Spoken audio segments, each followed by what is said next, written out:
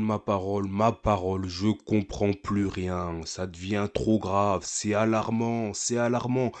On est en droit de se poser la question, vers quoi se dirige-t-on avec le Real de Madrid, du moins dans cette Liga 2024-2025? Ça fait peur, hein. Ça fait peur, ma parole, ça fait peur. On se pose des questions. Est-ce qu'on va vraiment aller au bout de cette Liga? Va-t-on réellement aller au bout de cette Liga? Je comprends plus rien là. Je comprends plus rien. Le Real avait le match en main. Vas-y, c'était quasi joué d'avance. En gros, c'était joué d'avance. Le Real avait la maîtrise. Le Real, dès l'entame du match, Kiki de Bondy, il vient, il claque un but. Il claque un but et tout se passe pour le mieux. On était. Et là, je comprends. Mais là, il faut prendre les trucs au sérieux. On perd 2 points bêtement. Heureusement encore que l'Atlético Madrid, qui est à un petit point de nous, a aussi heureusement fait match nul. Mais là, il y a le FC Barcelone qui est troisième. Troisième avec. Ah non, mais à 3 points de nous. Donc ce soir parce qu'ils jouent à 21h. Normalement, ils jouent à 21h. Ils gagnent leur match. Ils reviennent à la première position. Goal average, ils sont premiers. Je sais pas vers quoi on se dirige. Et il y a encore des gros morceaux à affronter. Il fallait surtout, c'était le match, hein. Après, j'ai pas envie de dire que c'était le match décisif, le tournant de la saison. Mais c'est des petits points comme ça perdus bêtement. Alors qu'il y a moyen de gérer la situation. Il y avait clairement moyen de gérer la situation. Je vois pas pourquoi Jude. Je comprends pas pourquoi Jude lui aussi, il arrive pas à rester tranquille, à rester maître de la situation.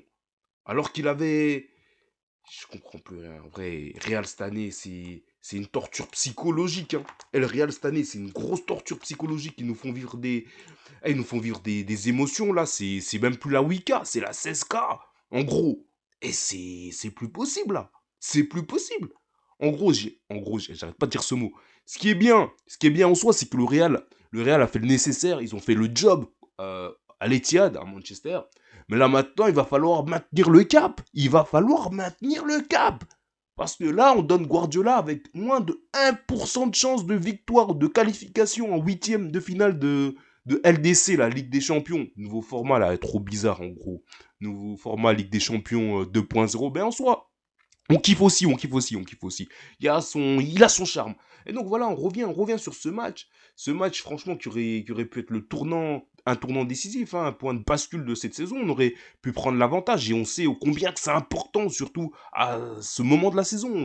On arrive peu à peu au mois de mars, dans moins d'une semaine et demie.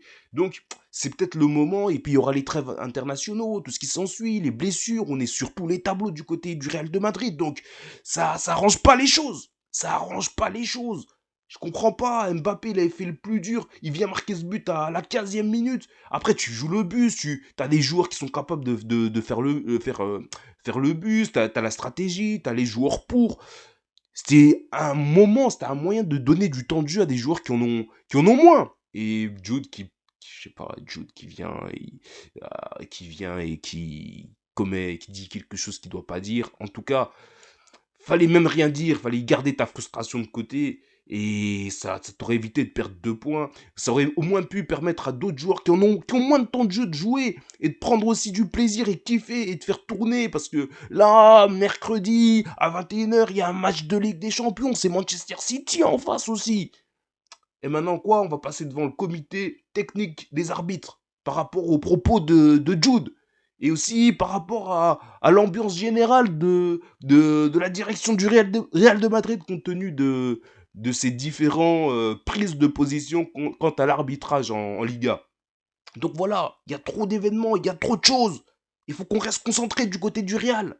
Ouais, après c'est normal, ça nous fait vivre des émotions incroyables, mais en soi, il faut garder le cap, il faut rester maître de la situation parce que la saison, elle est loin d'être finie. Et là, force est de constater qu'on perd des points, mais bêtement, contre Osasuna. En gros, je respecte Osasuna. Je dis pas que c'est une équipe de clowns. Je dis pas que c'est une équipe de clowns. En gros, je dis pas que c'est une équipe de clowns, mais en gros, là, je vais plus dire non, mais il y avait moyen de faire mieux. En vrai, il y avait moyen de faire mieux. Il y avait moyen de prendre les 3 points. Et j'ai encore envie de dire, heureusement que l'Atlético de Diego Simeone, ils font aussi match nul. Ah, c'est fou, c'est fou. Bah après, voilà, voilà. ça a été le tournant de ce match. Et voilà, le Real de Madrid qui concède sur penalty à la 58e minute. C'est Ante Boudimir qui vient marquer le but et remettre les compteurs à 1-1. Et donc, parfait combo, match nul. Ça se termine sur ce maigre score, sur ce résultat étriqué d'un but à 1. Et donc, Real de Madrid s'en sort avec un petit point. C'est plutôt la bonne affaire pour Osasuna qui vient un peu consolider et voilà, c'est bon pour le pep, c'est bon pour le moral. Et donc voilà, on va pas rester concentré sur cette journée perdue, mais après faut saluer la performance de Kylian Mbappé qui continue de monter en puissance dans cette Liga qui voilà qui redistribue ce match nul, ça permet à d'autres équipes d'engranger de la confiance, surtout au FC Barcelone. Au FC Barcelone, parce que ça va être le tournant. Mais attention, attention, attention aussi à l'Atlético Bilbao, même si je ne les vois pas finir dans le top 3. Mais attention, rien n'est joué entre l'Atlético Bilbao, qui est à la 4e position, et le Real de Madrid, c'est que 6 points. Tout peut se passer, et l'Atlético Bilbao et le Barcelone, c'est que 3 petits points. Donc tous les scénarios sont encore possibles. Rien n'est encore joué, même si Diego Simeone disait dernièrement à la presse qu'il voyait bien le FC Barcelone aller au bout de cette Liga. Moi, je dis clairement qu'ils ont l'équipe taillée pour. Après, je reste un fervent pro Real de Madrid, à la Madrid, Ina Damas, je le dis, je le dirai toujours, mais là, franchement, le FC Barcelone déboule tel un rouleau compresseur et ça fait mal. Ça fait mal. Ils sont déchaînés de ouf. Hein. Je sais pas comment on va les arrêter en vrai. Mais il va falloir rester concentré. Il va falloir rester focus parce que là maintenant, chaque match, je commence à le dire à partir du mois de mars, chaque match va se jouer comme une finale. Et c'est à Carlo Ancelotti maintenant de faire resplendir son stratège, sa technique, sa vision et de laisser aussi peut-être les joueurs de la Castilla, les joueurs du centre de formation l'équipe B, peut-être de rentrer et prendre de l'expérience et monter peu à peu en puissance. Là, c'est ouf. Donc, en gros aussi, la petite parenthèse, à côté de tout ça, malgré ce match est dégoûtant, hein. Cette 24e journée, c'est un échec. Donc en gros, il y a le match de Ligue des Champions mercredi à 21h au Bernabeu. Attention, attention, moi franchement, je suis pas rassuré. Rien n'est joué. J'ai envie de te dire, Marc Mouche, il a fait un match de dingo avec Manchester City. Et, ils ont pas laissé une ombre d'espoir à Newcastle.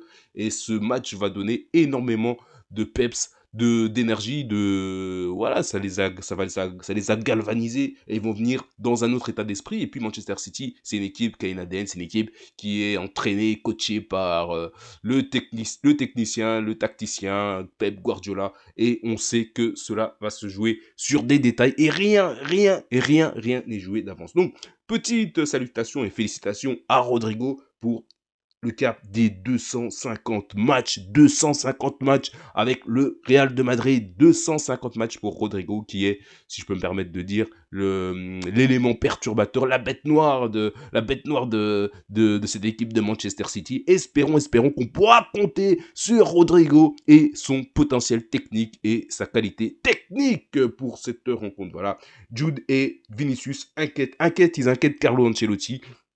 Il y a de quoi, il y a de quoi, il y a de quoi, mais j'espère évidemment que la température va baisser très rapidement parce que du côté de Madrid, c'est chaud, c'est chaud, c'est chaud, c'est chaud, c'est chaud, c'est chaud, c'est chaud, c'est chaud. Là, on est en préparation pour la rencontre contre Manchester City mercredi et on parle d'un éventuel retour de Rodrigo et de Militao, même s'ils se sont entraînés à part du groupe, et Valverde qui devra certainement jouer à la même position qu'au match aller parce qu'il est fort probable que Lucas Vasquez ne soit pas rétabli pour mercredi. Donc on va pas prendre de risque étant donné la fragilité de Vasquez et tous les hécatombes qu'on a vécu cette année sur un plan défensif du côté du Real de Madrid, et espérons que ça se termine là parce que ça a été quasi apocalyptique, hein. Je dis bien le mot apocalyptique.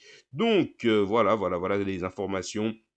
On va disputer ce match de Ligue des Champions mercredi contre Manchester City, les hommes de Pep Guardiola.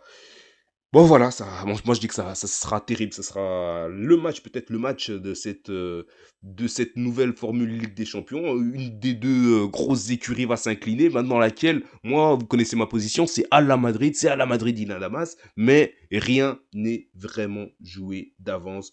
Et voilà, rien n'est joué d'avance. Et il va falloir rester concentré. Voilà, peut-être un forfait de taille pour les barrages. Alors, si ce forfait de taille, qui peut bien être ce forfait de taille? Rudiger?